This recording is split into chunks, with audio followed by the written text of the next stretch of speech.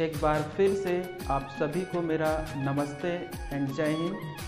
तो last video में हमने आप लोगों को पी ब्लॉक एलिमेंट्स के कुछ महत्वपूर्ण एमसीक्यू क्वेश्चंस बताए थे। तो आप लोगों को डिमांड को देखते हुए मैं आज उसका दूसरा पार्ट लेकर के आया हूं, जिसमें हम आज उन क्वेश्चंस को सॉल्व करेंगे जो स्पेशली नीट या JEE में पूछे गए हैं या किसी न किसी बोर्ड एग्जामिनेशंस में आए हुए हैं। उससे पहले मैं आप सबका थैंक यू कहना चाहता हूं, क्योंकि आप लोगों की मदद से मेरा चैनल 100 सब्सक्राइबर पार कर चुका है। तो इस सब के लिए आप सबको बहुत बहुत बधाई और बहुत बहुत धन्यवाद। तो आइए आज का पहला प्रश्न देखते हैं। प्रश्न है, which of the following is not a परऑक्सी acid? इनमें से कौन सा एसिड परऑक्सी एसिड या परऑक्सी अम्ल नहीं है? पहला ऑप्शन है पर फास्फोरिक एसिड, सेकंड पर नाइट्रिक एसिड, थर्ड पर डाई सल्फ्यूरिक एसिड एंड चौथा है पर क्लोरिक एसिड। तो सबसे पहले आपसे रिक्वेस्ट है कि वीडियो को पॉज कीजिए और खुद से ट्राई कीजिए, फिर आंसर आप बताइए। तो आइए इसका स्ट्रक्चर देखते हैं। पर फास्फोरिक एसिड मीन सिंपली आपको पर ऑक्सो मोनोफास्फोरिक एसिड की बात कर रहा है। दूसरा है पर नाइट्रिक एसिड का फॉर्मूला HNO3। अगर उसमें मैं एक ऑक्सीजन जोड़ देता हूं तो वो कहलाएगा पर नाइट्रिक एसिड। नेक्स्ट है पर डाई सल्फ्यूरिक एसिड मतलब आपको स्पेशली बात किया जा रहा है ओलियम वाले मॉलिक्यूल्स में अगर हम एक ऑक्सीजन जोड़ देते हैं, मीन्स डायरेक्टली आपको मार्शल एसिड के बारे में पूछ रहा है। देन नेक्स्ट है पर क्लोरिक एसिड मीन्स HClO4, जिसका फॉर्मूला है HClO4। स्ट्रक्चर अगर आप देखेंगे सारे एसिड्स का तो आपको चौथा जो आंसर है वो सही नज़र आएगा, क्योंकि पर क्लोरिक एसिड में जो स्ट्रक्चर आप देखेंगे उसमें कभी भी आपको पर ऑक्सी बॉन्ड देखने को नहीं मिलेगा, राइट। पर ऑक्सी कहने का मतलब है कि वो सारे स्ट्रक्चर्स जिसमें ऑक्सीजन और ऑक्सीजन के बीच में सिंगल बॉन्ड प्रेजेंट होना चाहिए। स्ट्रक्चर देखते हैं। स्ट्रक्चर्स हो जाएगा कुछ इस तरीके से। पहला है पर फास्फोरिक एसिड। तो पर फास्फोरिक एसिड में आपको O single bond O means पर ऑक्सी बॉन्ड यहाँ पे नज़र आ रहा है, इसलिए ये पर ऑक्सी एसिड है। सेम सेकंड पे आते हैं पर नाइट्रिक एसिड में भी आपको O single bond O means पर ऑक्सी बॉन्ड नज़र आ रहा है। एंड पर डाइसल्फ्यूरिक एसिड में भी आपको O सिंगल बॉन्ड O देखने को ज़रूर मिल रहा है, लेकिन चौथे ऑप्शन में आपको कहीं भी O सिंगल बॉन्ड O देखने को नहीं मिल रहा है। इसलिए इस जो क्वेश्चन का आंसर होगा वो होगा perchloric acid which have not any peroxo bond. ये रहा पहला क्वेश्चन। अब चलते हैं दूसरे क्वेश्चन पे। तो क्वेश्चन नंबर 2 है, the correct order of the acidic nature of the oxide is in order. मतलब यहाँ पे आपको ऑक्साइड दिया है और आप देख रहे हैं कि सारे के सारे ऑक्साइड नाइट्रोजन के हैं, है ना। तो इन सारे ऑक्साइड नाइट्रोजन के ऑक्साइड का एसिडिक ऑर्डर क्या होगा? ठीक, तो आप सबको पता है नाइट्रोजन एक नॉन मेटल है और नॉन मेटल की जो ऑक्साइड होती है उसका जो नेचर होता है वो एसिडिक स्ट्रेंथ वाला होता है। दूसरा चीज़, अगर एक ही नॉन मेटल के ऑक्साइड से हैं और अगर उसमें उसकी ऑक्सीडेशन स्टेट इंक्रीज करती है, मतलब ऑक्सीडेशन अवस्था अगर हर एक ऑक्साइड में बढ़ता है तो जैसे जैसे ऑक्सीडेशन स्टेट हर कंपाउंड में या ऑक्साइड में बढ़ता जाएगा उसकी एसिडिटी बढ़ती जाएगी। तो यहाँ पे सबसे ज़्यादा इम्पॉर्टेंट ये है कि जितने भी ऑक्साइड्स हमको दिए गए हैं उन सब में हमको नाइट्रोजन की ऑक्सीडेशन स्टेट निकालना पड़ेगा। जैसे जैसे नाइट्रोजन का ऑक्सीडेशन स्टेट ऑक्साइड में बढ़ते जाएगा उसकी एसिडिटी भी बढ़ती जाएगी।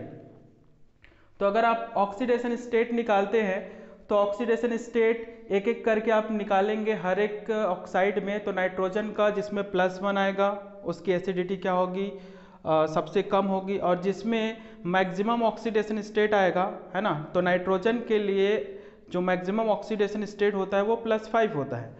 तो उसके हिसाब से अगर हम कैलकुलेशन बिठाएं तो यहाँ पे ऑप्शन नंबर 2 करेक्ट आंसर होगा, क्योंकि यहाँ पे नाइट्रोजन के ऑक्सीडेशन स्टेट आपको यहाँ पे मिलेगा +1, यहाँ पे मिल जाएगा +2, यहाँ पे मिलेगा +3, हियर +4 एंड हियर +5। इस तरीके से नाइट्रोजन के ऑक्सीडेशन इंक्रीजिंग ऑर्डर में है, इसीलिए यहाँ पे N2O डाई नाइट्रोजन ऑक्साइड, जिसको हम लोग लॉफिंग गैस भी कहते हैं, उसकी एसिडिटी सबसे कम होगी और डाई नाइट्रोजन पेंटा ऑक्साइड की एसिडिटी सबसे ज़्यादा होगी। अब देखते हैं question number 3। An inorganic salt A is decomposed on heating to give two products B and C। हमारे पास कोई एक अकार्बनिक लवण है या सॉल्ट है जिसको हीट करने पर या गर्म करने पर वो दो प्रोडक्ट देता है, दो उत्पाद बनाता है। पहला उत्पाद होता है B और दूसरा उत्पाद होता है C। Compound C is a liquid at room temperature. जो कंपाउंड C जो बना हुआ है वो कमरे के तापमान पर द्रव अवस्था में पाई जाती है। And is neutral to litmus, जो कि लिटमस के प्रति बिल्कुल उदासीन है। लिटमस पेपर आप सब लोग जानते हैं, जिससे हम लोग एसिड और बेस का परीक्षण करते हैं, डिटेक्शन करते हैं, उस लिटमस पेपर की बात कर रही है। तो उस लिटमस पेपर पे जो कंपाउंड C है वो क्या होता है, न्यूट्रल होता है, उदासीन होता है। And while compound B is a colourless neutral gas, और जो कंपाउंड B है वो रंगहीन एक गैस है और वो भी उदासीन है। तो हमको बोला गया है कि आप A, B एंड C को क्या कीजिए, आइडेंटिफाई कीजिए, पहचानिए। क्वेश्चन एक बार फिर से मैं रिपीट कर रहा हूँ। हमारे पास कोई एक इनऑर्गेनिक सॉल्ट है जिसको हम हीट करते हैं तो जिससे दो प्रोडक्ट मिलता है, पहला प्रोडक्ट B और दूसरा प्रोडक्ट C, जिसमें C के बारे में ये बताया गया है कि C एक लिक्विड है, द्रव है, कमरे के तापमान पर, जिसका लिटमस के ऊपर कोई फर्क नहीं पड़ता है, उसका कलर चेंज नहीं होता है। देन जो B है वो एक गैस है, कलरलेस गैस है, रंगहीन गैस है, और वो भी एक उदासीन नेचर वाला होता है। तो हमको A, B, C और A, B, C को आइडेंटिफाई करना है। देख, पहला ऑप्शन है ammonium nitrate, di nitrogen oxide and water. Second है ammonium nitrite, nitric oxide, water. Third है calcium oxide, water, calcium chloride. चौथा ऑप्शन है बेरियम नाइट्रेट, वाटर और नाइट्रोजन डाइऑक्साइड। तो अगर आप पिछला लेक्चर देखे हैं तो इसका आंसर आपको बहुत आसानी से मिल जाएगा। इसका सही आंसर हो जाएगा A। क्यों आंसर सही होगा A? तो आपको सिंपल सा इक्वेशन मैं लिख करके दिखा देता हूँ, सारा चीज़ आपको समझ में आ जाएगा। NH4NO3 अमोनियम नाइट्रेट को अगर मैं हीट करता हूँ तो ये चेंज हो जाता है N2O प्लस H2O में, जिसमें ये आपके लिए A की तरह काम करेगा। ये हो जाएगा B और ये हो जाएगा C। C वाटर है, तो वाटर के बारे में आप सब लोग जानते हैं कि लिटमस के प्रति जो इसका बिहेवियर होता है वो बिल्कुल उदासीन होता है, न्यूट्रल होता है, इसीलिए लिटमस पर इसका कोई फर्क नहीं पड़ता है। हम सब जानते हैं कि वाटर जो है रूम टेम्परेचर पे लिक्विड स्टेट या द्रव अवस्था में होता है, और N2O जो गैस है वो बिल्कुल कलरलेस एंड न्यूट्रल गैस होती है। So the right answer of this question is option number A। अब आते हैं क्वेश्चन नंबर 4 पे। क्वेश्चन नंबर 4 अपने आप में एक कॉम्प्लिकेटेड एंड कंफ्यूजिंग क्वेश्चन है, क्योंकि इस क्वेश्चन को देखने से ऐसा लगता है कि इसके 2 या 3 ऑप्शन सही हो सकते हैं। देखते हैं क्या सही आंसर है। क्वेश्चन है Which among the following factor is most important in making fluorine the strongest oxidizing agent? Question ये है कि फ्लोरीन इनमें से कौन से फैक्टर या कारक की वजह से सबसे प्रबल ऑक्सीकारक की तरह काम करता है। तो प्रबल ऑक्सीकारक की तरह काम करता है ये आप सबको पता है, बट एग्जैक्ट रीज़न क्या है ये हमको इन चार में से किसी एक को सेलेक्ट करके बताना है।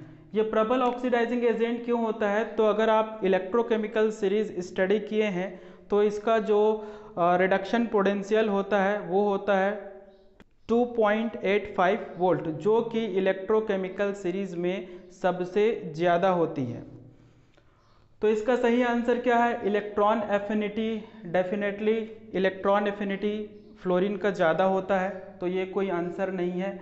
Ionisation energy, fluorine electron lose करना बिल्कुल भी पसंद नहीं करता है। हाइड्रेशन एनर्जी सोच सकते हैं। Bond dissociation energy, bond dissociation energy ज़्यादा तो होता है बट क्लोरीन से कम होता है। तो फाइनल आंसर इसका होगा सी, हाइड्रेशन एनर्जी। तो हाइड्रेशन एनर्जी ही क्यों सही हुआ, तो इसका सिंपल सा रीज़न है कि जो फ्लोरीन का जो साइज़ है, एटॉमिक साइज़, वो सबसे छोटा होता है जितने भी हैलोजेंस होते हैं उनमें, इसीलिए इसका राइट आंसर है हाइड्रेशन एनर्जी। हाइड्रेशन एनर्जी को हिंदी में आप जल योजन ऊर्जा भी कहते हैं। अब चलते हैं क्वेश्चन नंबर 5 में, जो कि इनऑर्गेनिक केमिस्ट्री के अंदर बहुत ही इम्पॉर्टेंट क्वेश्चन हुआ करता है, वो भी क्वालिटेटिव एनालिसिस के अंदर। क्वालिटेटिव एनालिसिस मीन्स गुणात्मक विश्लेषण। आप इसको थ्योरी के अंदर भी पढ़ते हैं और प्रैक्टिकल के अंदर भी एक इम्पॉर्टेंट पार्ट हुआ करता है। तो पूछा गया है the oxidation number of the Fe in brown ring is, ये ब्राउन रिंग है। तो ब्राउन रिंग के बारे में आपको बताना चाहेंगे कि ब्राउन रिंग जो टेस्ट है स्पेशली नाइट्रेट्स कंपाउंड के डिटेक्शन या एनालिसिस के लिए किया जाता है। तो उसके बाद जो कंपाउंड बनता है उस कंपाउंड को हम लोग बोल देते हैं ब्राउन रिंग। और वैसे ब्राउन रिंग का फार्मूला यहाँ पे दिया गया है FeH2O5NO, और उसके ऊपर जो चार्ज है +2 का चार्ज है, जिसमें उसके जो सेंट्रल एटम है आयरन, उसके ऑक्सीडेशन स्टेट्स के बारे में पूछा गया है कि यहाँ पे आयरन का ऑक्सीडेशन स्टेट्स कितना है। तो अगर मैं इसका ऑक्सीडेशन स्टेट निकालने चलूँ तो क्या निकलेगा देखते हैं। आयरन जिसका निकालना है, मान लिए X, वाटर एक न्यूट्रल लिगेंड होता है, तो वाटर की संख्या 1 रहे या कई रहे, उसका ऑक्सीडेशन स्टेट हमेशा 0 ही लिया जाएगा। तो वाटर की वजह से हो गया 0। और NO नाइट्रोसिल, नाइट्रोसिल की ऑक्सीडेशन स्टेट होती है 0 इज इक्वल टू +2। तो X इज इक्वल टू +2, ये आयरन का ऑक्सीडेशन स्टेट निकल करके आता है। तो याद रखिए, अगर आप +2 ऑक्सीडेशन स्टेट आयरन का लिख रहे हैं तो आपका आंसर गलत होने वाला है। गलत क्यों होने वाला है, क्योंकि यहाँ पे जो NO है जिसको हम न्यूट्रल समझ रहे हैं, वो न्यूट्रल फॉर्म में बिल्कुल भी नहीं है। यहाँ पे NO के ऊपर में +1 का चार्ज होता है, means it is not nitrosyl, it is nitrosonium. यहाँ पे इसका ऑक्सीडेशन स्टेट +1 होता है, तो इसे आप ज़रूर याद रखेंगे। तो +1 के हिसाब से अगर मैं इसका ऑक्सीडेशन स्टेट निकालने चलूँ तो क्या निकल के आता है देखते हैं। आयरन हो गया X, जिसका हमको कैलकुलेट करना है, H2O कितना भी रहे 0, और NO जो है यहाँ +1 ऑक्सीडेशन स्टेट में है, इसलिए ये हो जाएगा इस तरीके से। So X will be +2 - 1 is equal to +1। तो आयरन का जो ऑक्सीडेशन स्टेट होगा ब्राउन रिंग कॉम्प्लेक्स में वो होगा +1। फिर से आपके लिए एक महत्वपूर्ण question, which is the strongest acid in the following. यहाँ पे आपको 4 ऑप्शंस दिए गए हैं और पूछा गया है कि इन चारों में से सबसे स्ट्रॉन्गेस्ट मीन्स सबसे प्रबल अम्ल कौन सा है। Which is the strongest acid, सबसे प्रबल अम्ल कौन सा है।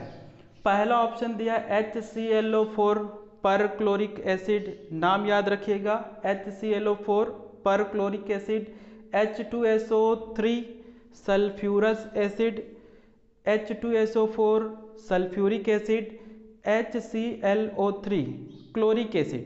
तो आपके पास 4 ऑप्शंस हैं। इन 4 ऑप्शन में आपको सेलेक्ट करना है which is the strongest acid. तो सिलेक्शन कैसे करेंगे? तो सिलेक्शन हम करेंगे on the basis of oxidation states. Oxidation अवस्था के आधार पर ही इसका हम सिलेक्शन करेंगे। तो हम सबको पता है अगर कोई एसिड है सेम एलिमेंट का ऑक्सीडेशन स्टेट मैक्सिमम पहुंच रहा है, तो जिसका मैक्सिमम ऑक्सीडेशन स्टेट पे रहता है जनरली हम उसको स्ट्रॉन्गेस्ट एसिड कंसिडर करते हैं। तो आइए देखते हैं, अगर आप इसका ऑक्सीडेशन स्टेट निकालेंगे क्लोरीन का, तो हाइड्रोजन के लिए तो हो गया +1, क्लोरीन का जिसका निकालना है हमने मान लिया X, और 4 ऑक्सीजन के लिए हो जाएगा -8, टोटल इक्वल टू 0।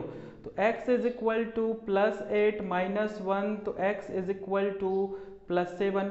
यहाँ पे क्लोरीन की जो ऑक्सीडेशन स्टेट है आपको प्लस मिलता है। दूसरे का चेक करते हैं, हाइड्रोजन 2 हाइड्रोजन के लिए हो जाएगा +2, सल्फर का निकालना है तो हो गया X, एंड 3 ऑक्सीजन के लिए हो गया -6 is equal to 0। So X will be +6 -2 is equal to +4। Sulphur का ऑक्सीडेशन स्टेट यहाँ पे है +4 में। नेक्स्ट कैलकुलेट करते हैं, 2 हाइड्रोजन के लिए होगा +2, सल्फर के लिए होगा X, और 4 ऑक्सीजन के लिए हो जाएगा -8 is equal to 0। So X will be +8 -2, so it will be +6। यहाँ पे सल्फर की ऑक्सीकरण अवस्था +6 है। अब लास्ट वाले का कैलकुलेट करते हैं, तो हाइड्रोजन एक ही है तो +1, क्लोरीन का निकालना है तो माने X, और 3 क्लोरीन के लिए हो जाएगा -6 is equal to 0। So X will be +6 -1 is equal to +5। यहाँ पे इसकी ऑक्सीडेशन स्टेट +5 में है। तो आप लोग देख पा रहे हैं कि इसमें +7 है, इसमें +4 है, +6 है, और ये +5 है। तो आप सबको पता चल ही गया होगा कि what is the right answer, सही आंसर क्या है। तो बताइए सही आंसर क्या है? The right answer is option number A, HClO4 perchloric acid is the strongest acid among the all acids. इन सभी एसिड में पर क्लोरिक एसिड सबसे प्रबल अम्ल होता है। मैं उम्मीद करता हूं कि आप सबको वीडियो बहुत पसंद आ रहा होगा। अगर आपको पसंद आ रहा है तो अपने दोस्तों के साथ ज़रूर शेयर करें। अगर मेरा ये वीडियो कोई टीचर्स या कोई अदर व्यक्ति देख रहा हो तो प्लीज़ आप उन लोगों को ज़रूर शेयर करें जिसके यहाँ क्लास 12th, 11th और कॉम्पिटिटिव एग्ज़ाम की प्रिपरेशन करने वाले स्टूडेंट अगर होंगे तो प्लीज़ उनको ज़रूर शेयर करें। ये वीडियो उन सब के लिए बहुत ही हेल्पफुल हो सकता है। तो आज के लिए इतना ही। जय हिंद।